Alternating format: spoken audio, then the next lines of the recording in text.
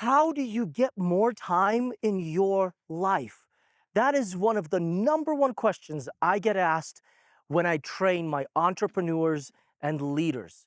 Welcome. My name is Nikita, and I've trained thousands of leaders and entrepreneurs to help discover their life's purpose and live their dreams. So the question really is, how do you either create or get more time in your life? And this might seem very simple, but it's not that easy. First, you have to understand yourself, and that's the not easy part. You have to understand what you like doing and what you don't like doing. You have to really understand what drives you, why you do the things you do. Because for you, it could be, you love numbers, you love the technical analysis, or you could be somebody that absolutely despises numbers, that you don't ever want to look at a spreadsheet ever. Not that you can't, you just don't want to do it. Back in the day, there were only two ways of doing that. The first is super simple. You hire somebody. You hire somebody, you pay them for their time, and you basically outsource the things you don't want to do. Maybe it's video production. Maybe it's accounting. Whatever it is for you, you first have to start with yourself. So write down what gives you fire, what gives you power, what gives you enjoyment in life, and make a list. On one side, you're going to put all of the things you love doing, all of the things that excite you, all of the things that even if you weren't getting paid for them, you would still want to do them. And on the other side, write the things that you absolutely despise, that you don't like doing. They're soul sucking, they're power sucking. They literally suck the life out of you, right? Whatever it is for you, write it down on that sheet of paper. And then you're going to rate it. You're going to rate it from a scale of 1 to 10, 10 being the things that you despise the most, and 1 being, you know what, you don't like it, but you can deal with it, especially if you are just in the process of building. Maybe you can deal with it for now.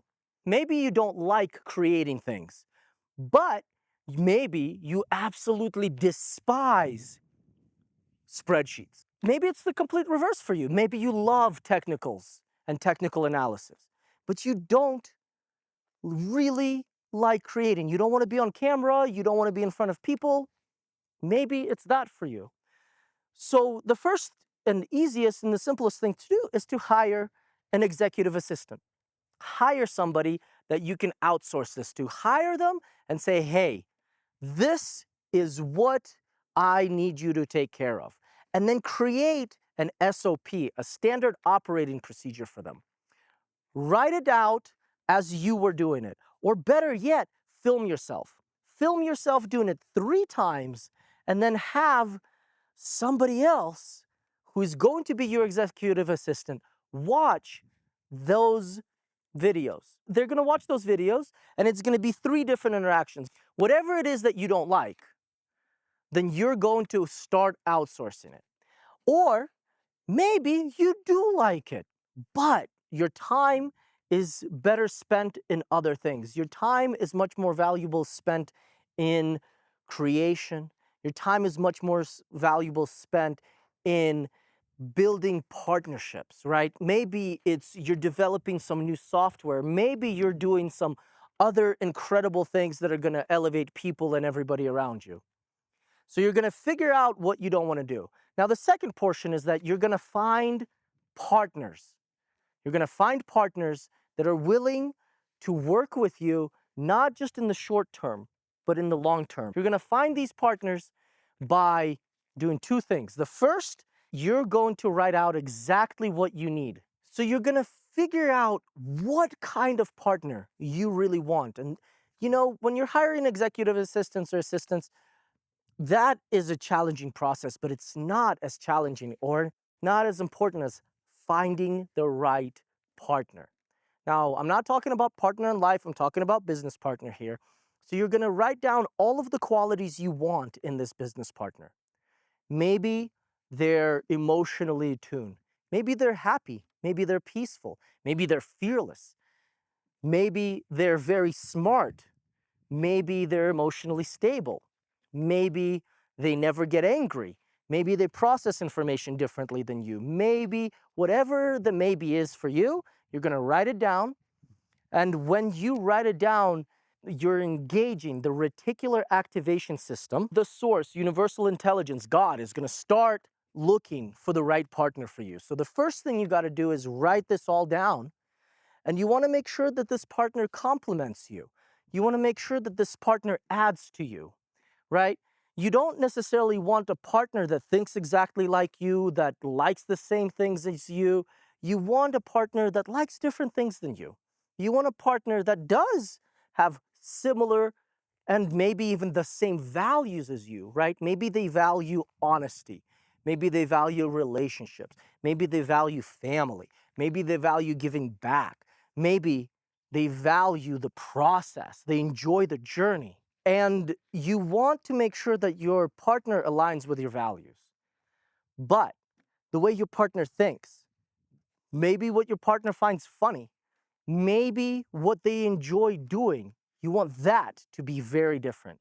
Because if you are going to hire and partner with the same person as you, two things are going to happen. One, it's going to be very boring because you're going to be the same person. But two, you're not going to get as much done because if you're always looking at things from the same perspective, then you literally can't get as many things done. Maybe you are more of a thinker. Well, you want to hire somebody that's maybe more of a feeler, but a balanced and level feeler. So, how do you outsource your time? Of course, you can use software. Of course, you can use AI agents. That is a beautiful thing. But nothing will replace people. Nothing will replace the way that people think, the way that people behave, the way that people bring joy and energy to your body. Because think about it, you working with AI, does it give you more energy? Or is it still taking energy from you, right? Because you have to actually be in the program or hire somebody that's in the program, that runs the program, right? So if it's not giving you energy, then find something and somebody that does. Build the teams that do give you energy. So that way, when you're going into meetings, you're excited. But when you come out of the meetings, you are even more excited. You're even more powerful. So as you're creating more time, as you're getting more time back from yourself, just start with the little things. Maybe it's laundry and doing the dishes. Maybe it's as simple as that. Or maybe it's huge, like somebody literally running your entire household. Maybe you need to hire a house manager. Depends on where you are in life, is going to depend on what you want, on what you need, and what will give you the most time back. The other thing that you may want to consider is as you're doing this, you are going to need to give up some control. You know, if you're a control value-based person like I am, then probably the hardest thing for you to do is to start giving up some of that control.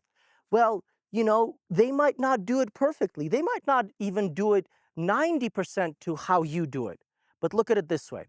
If you can hire two people that operate on an 80% level from you, right? So you're losing 20% productivity if you were doing it. But now you hire two people, and those two people are actually giving you 160% productivity that you would be able to achieve because now you got two people operating at 80% of where you were operating. But it has given you, let's say, 3, 4, 10 hours back in a week. What can you do in those 10 hours, in those 2 hours that are going to boost your own productivity by another 10, 20%? Because if you can boost your own productivity by another, let's say 10, 20%, now you're operating at 120% level, and those other people are operating at 160% level, you all of a sudden have 280% of productivity instead of just 100% of productivity if you're doing everything by yourself. Do you see this? This is how you build a very good team. This is how you build a very successful business. And this is how you enjoy doing it. You truly let go of the things you don't want to do. You don't want to do outside work. You don't want to do ranch stuff. Well, hire those people. Hire ranch hands. You don't want to drive. Hire a driver. You don't want to take care of the household things. Hire a house manager. And at first, it can be something very small. When I first started in business, I just gave my laundry to other people to do. And then I hired a cleaner. And then I hired actually people to help me drive. So all of a sudden, I went from having at least 10 to 20 hours a week that I was doing things to now having extra 10 to 20 hours a week of that extra time that I can either give to myself, I can give to my family, I can give to others, I can give back into my business. If you vacate 20 hours of free time, you don't have to put all of the 20 hours back into the business, but let's say you add 10 hours back into the business and you give 10 hours more to yourself. How much more fun and better would your life be if you add 10 hours to your time, right? Let's say you're adding 1 hour in the morning and 1 hour at night. That's one more hour you can spend reading, you can spend meditating, you can spend training, you can spend stretching, you can spend playing. This isn't just about creating more time so you can just grind and grind and grind and just not like it. This is about creating and adding more time so you can enjoy your life more.